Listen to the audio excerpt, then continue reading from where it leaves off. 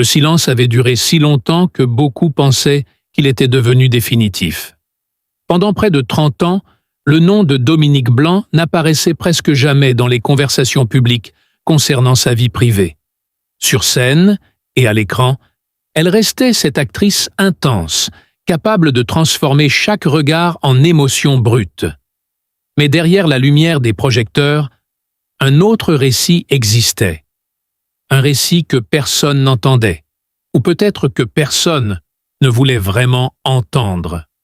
Un soir d'automne, dans un studio discret de radio parisienne, tout a changé. La pièce était presque sombre, seulement éclairée par une lampe douce posée près du micro. Dominique Blanc est arrivée lentement, vêtue simplement, les cheveux légèrement argentés par le temps. Il y avait dans son regard une fatigue profonde, mais aussi une détermination nouvelle. Lorsque l'interview a commencé, quelques secondes de silence ont rempli l'espace. Puis elle a prononcé une phrase qui a immédiatement figé la salle. « Pendant 30 ans, j'ai gardé des choses que je n'aurais jamais dû garder pour moi. » Ce moment semblait irréel. Pendant des décennies, le public avait surtout connu son mariage avec Philippe Torreton comme une union artistique, deux figures respectées du théâtre français partageant une passion commune pour la scène. Les photographies anciennes montraient des sourires, des tapis rouges, des premières théâtrales où leurs mains se touchaient brièvement sous les flashs des photographes. Pourtant, Dominique Blanc expliqua que ces images ne racontaient qu'une façade. Derrière la porte fermée de leur vie conjugale, disait-elle d'une voix calme, existait un monde de tensions, de mots durs et parfois de gestes qui laissaient des traces invisibles. Elle ne criait pas. Elle ne cherchait pas le scandale. Elle parlait lentement, comme quelqu'un qui déroule un fil fragile qu'elle avait gardé serré pendant trop longtemps. Elle raconta comment tout avait commencé par de petites fissures presque imperceptibles. Au début, expliqua-t-elle, il y avait la pression du métier, les répétitions tardives, les tournées interminables. Les disputes semblaient normales dans la vie de deux artistes passionnés. Mais avec les années, les conflits devenaient plus lourds, plus sombres. Elle évoqua des nuits silencieuses dans leur appartement parisien, où le bruit d'une porte qui claque pouvait transformer la maison en un espace de peur. Pendant longtemps, elle disait s'être convaincue que tout cela faisait partie du prix à payer pour une vie consacrée au théâtre. « On apprend à se taire », murmura-t-elle, les yeux fixés sur la table. On se persuade que demain sera différent. Dans l'interview, Dominique Blanc ne cherchait pas à décrire chaque détail brutal.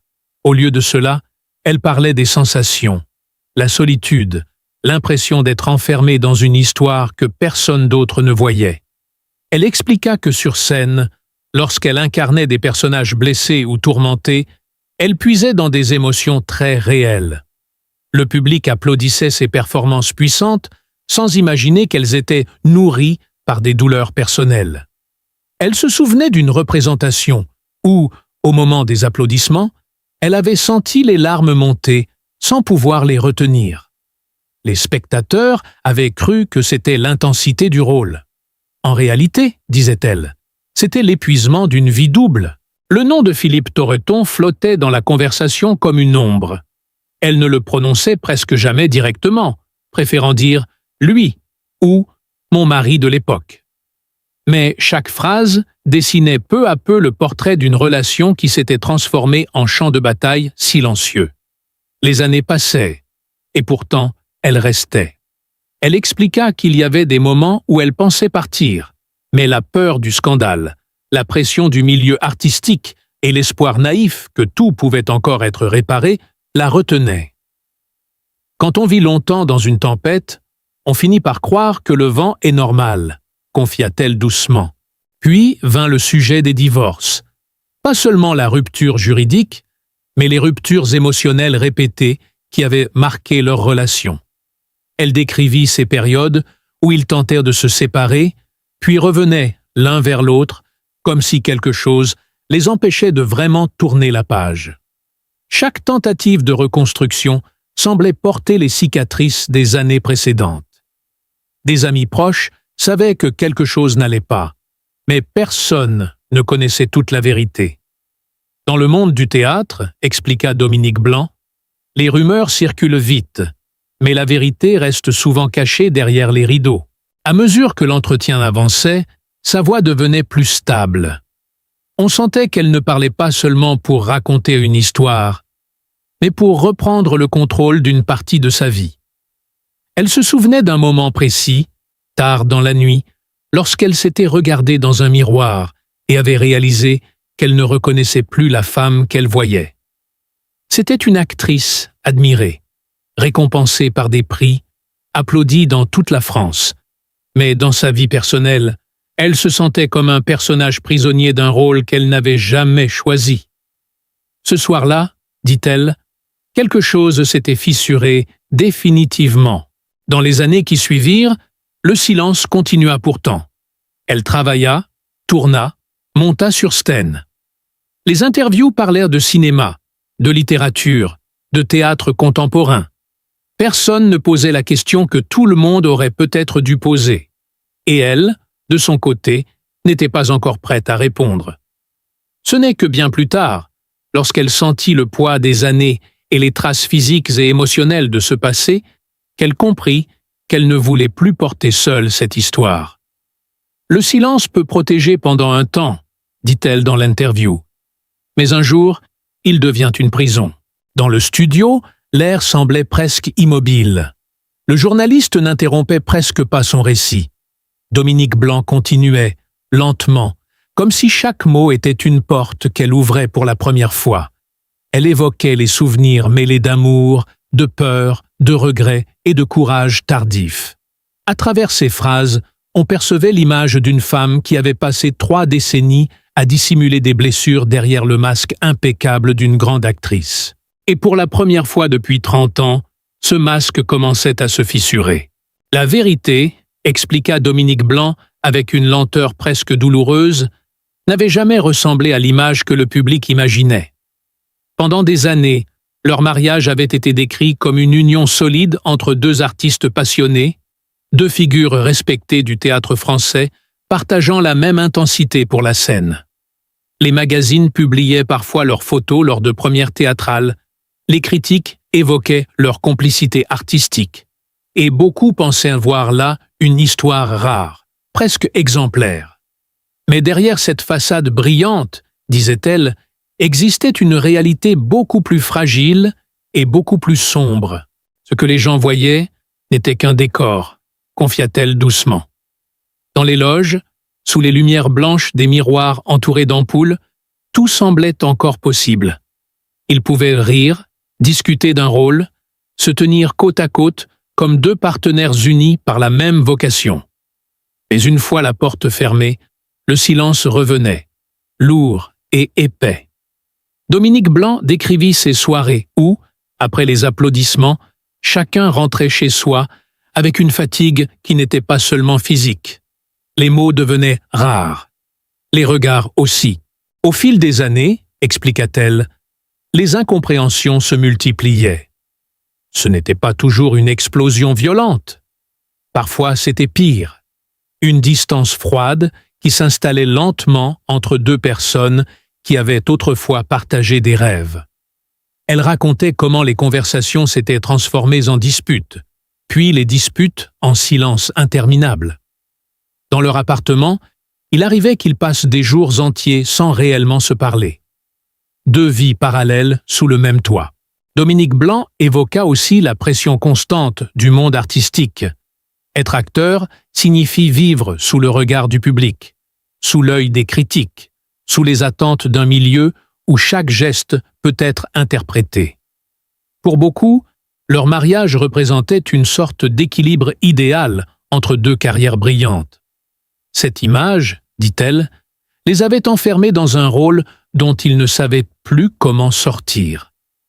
Nous étions devenus un symbole, expliqua-t-elle. Et parfois, quand on devient un symbole, on oublie qu'on est simplement 2 êtres humains imparfaits. Elle se souvenait d'un été particulier, plusieurs années avant leur séparation. Ils avaient quitté Paris pour se réfugier quelques semaines dans une maison isolée à la campagne, espérant retrouver un peu de paix. Les journées étaient longues et silencieuses.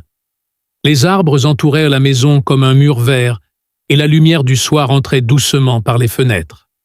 Pourtant, même dans cet endroit calme, la tension persistait. Ils marchaient parfois côte à côte dans les champs, mais leurs pensées semblaient voyager dans des directions opposées.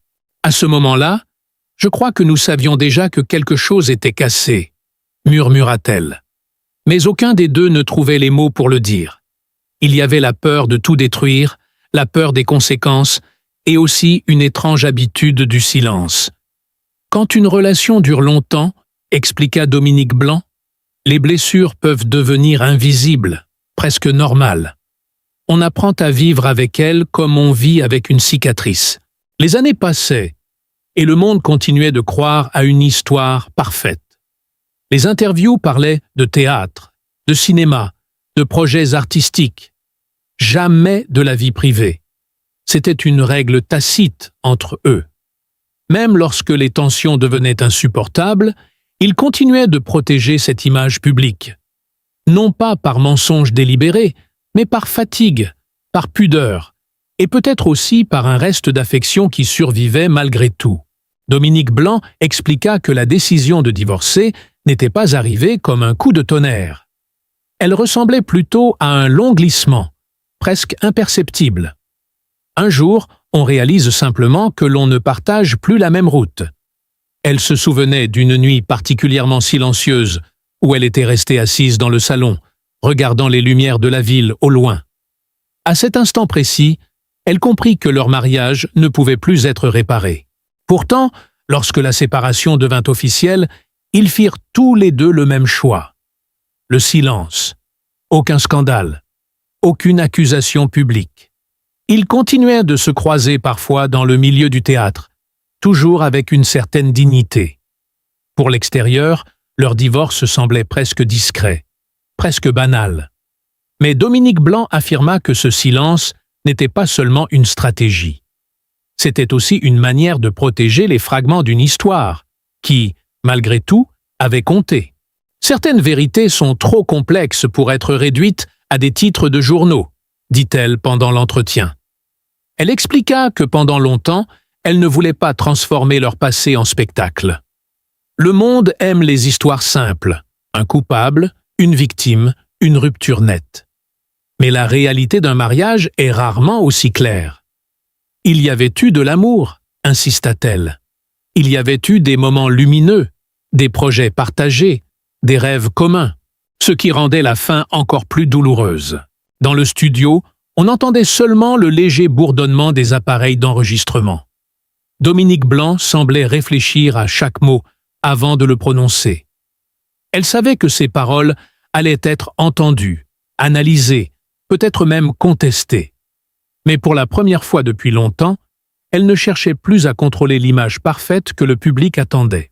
Elle parlait simplement d'un mariage qui, vu de l'extérieur, semblait presque idéal, et qui, derrière les rideaux fermés de la vie privée, était devenu peu à peu un endroit rempli de silence, de blessures et de vérités que personne n'avait osé regarder en face. Les années passèrent, emportant avec elles les échos des disputes, les souvenirs trop lourds et les silences que ni l'un ni l'autre n'avaient jamais vraiment su expliquer. Le temps avait fait son travail étrange. Il n'effaçait pas les blessures, mais il les recouvrait d'une couche de distance, comme la poussière qui se dépose lentement sur un vieux décor de théâtre oublié. Dominique Blanc racontait que pendant longtemps, elle avait essayé de ne plus penser à cette époque. Elle s'était plongée dans le travail, dans les rôles, dans la discipline presque sacrée du théâtre. Sur scène, elle redevenait quelqu'un d'autre, une reine tragique, une mère blessée, une femme abandonnée.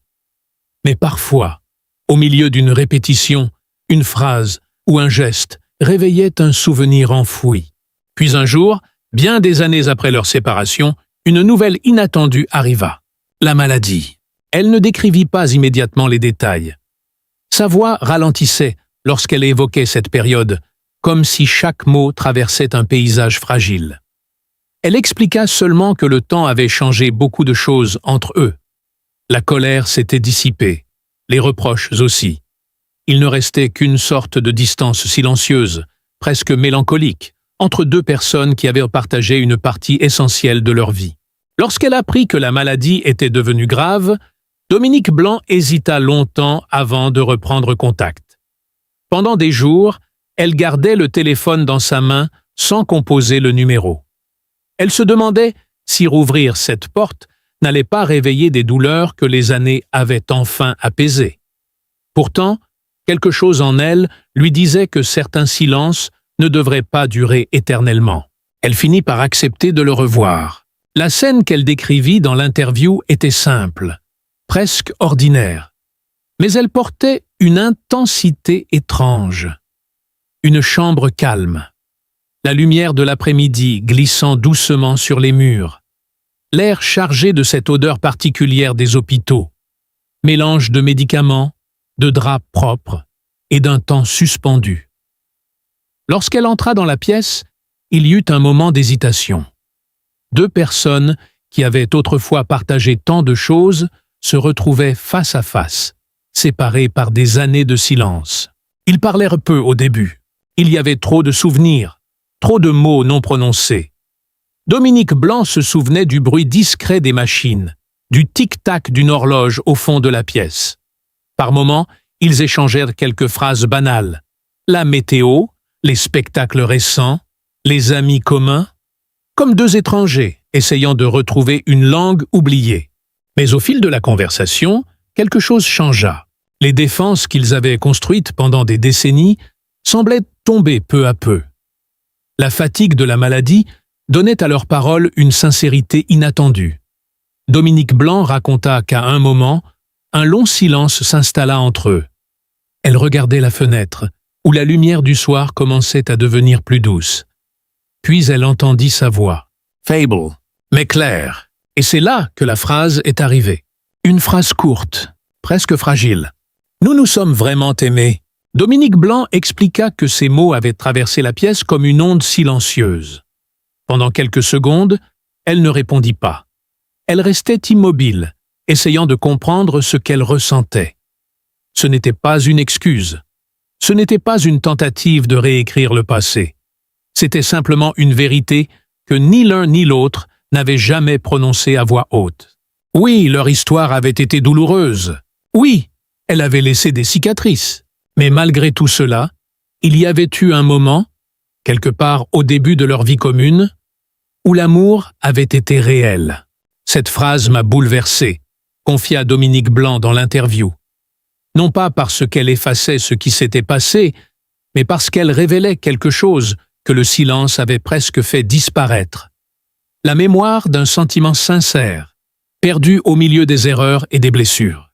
Elle se souvenait être restée assise près du lit pendant longtemps, après ces mots. Aucun d'eux ne parlait. Le soleil descendait lentement derrière les immeubles, et la chambre devenait de plus en plus sombre.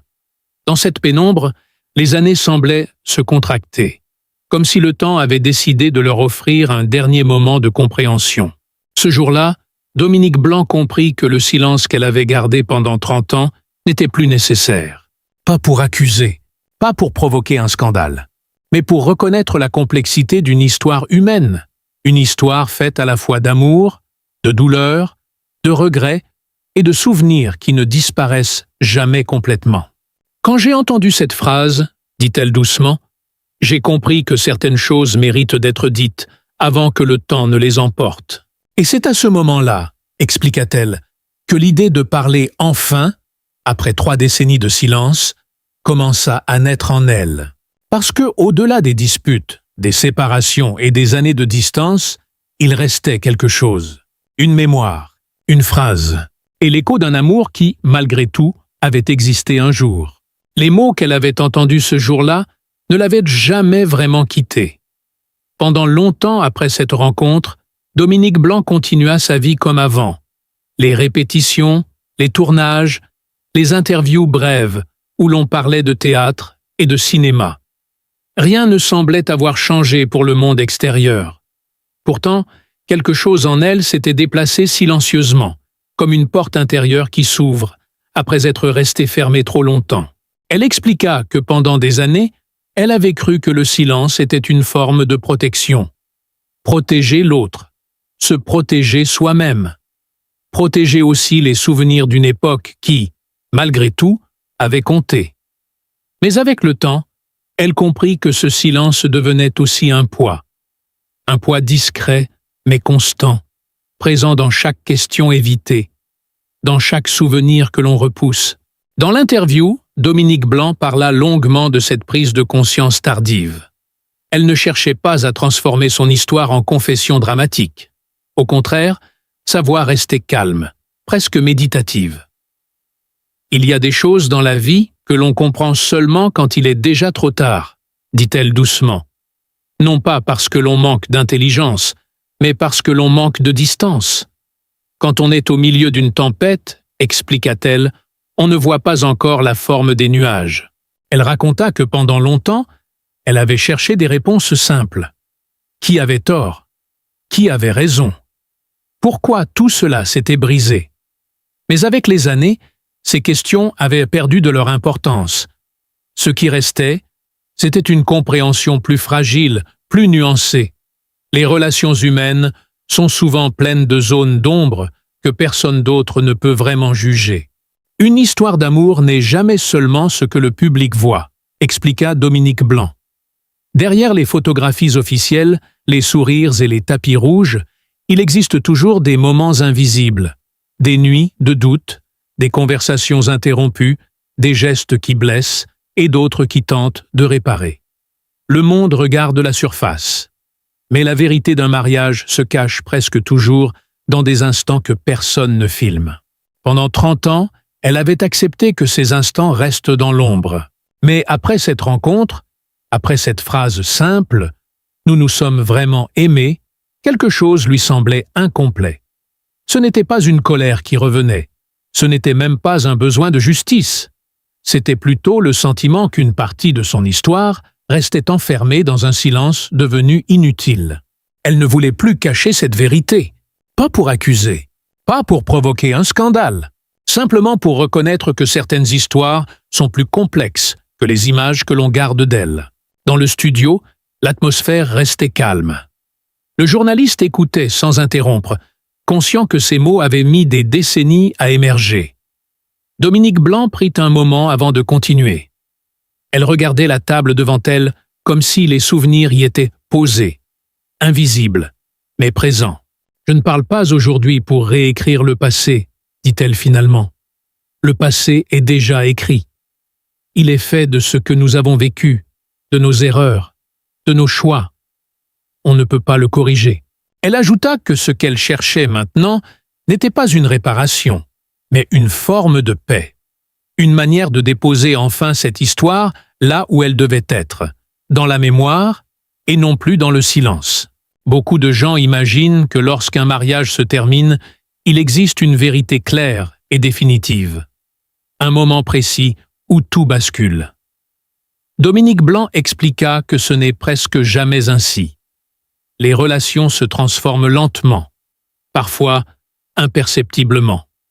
Les sentiments changent, les blessures apparaissent, et un jour, on se rend compte que l'histoire que l'on croyait vivre n'existe plus vraiment. Mais même alors, certaines choses restent. Des souvenirs, des fragments de tendresse, et parfois, une phrase prononcée trop tard qui révèle ce qui avait été oublié. « Après 30 ans, murmura Dominique Blanc, j'ai compris que garder ce silence n'avait plus de sens. » Elle marqua une pause. La lumière dans le studio semblait plus douce maintenant, comme si la nuit approchait derrière les vitres. Le monde extérieur continuait sa course, indifférent à cette confession tardive. « Je ne parle pas pour provoquer un choc, » ajouta-t-elle, « et je ne parle pas pour me justifier. » Sa voix restait calme, presque apaisée. « Je parle parce que chaque mariage possède une histoire que le monde ne voit jamais. Une histoire faite de choses belles et de choses douloureuses. Et parfois, il faut beaucoup de temps avant d'accepter que ces deux vérités puissent exister en même temps. » Elle s'arrêta de nouveau. Pendant quelques secondes, il n'y eut que le léger bruit de l'enregistreur. Dominique Blanc leva les yeux. Et pour la première fois depuis le début de l'entretien, son visage semblait libéré d'un poids invisible. « J'ai simplement voulu dire ce qui n'avait jamais été dit, » conclut-elle doucement. « Pas pour ouvrir une nouvelle bataille, pas pour raviver les blessures, mais pour refermer un chapitre de sa vie qui était resté suspendu dans le silence pendant plus de 30 ans. Dehors, la nuit tombait lentement sur la ville. Et dans le studio, après ces mots, il ne restait plus qu'un long moment de silence.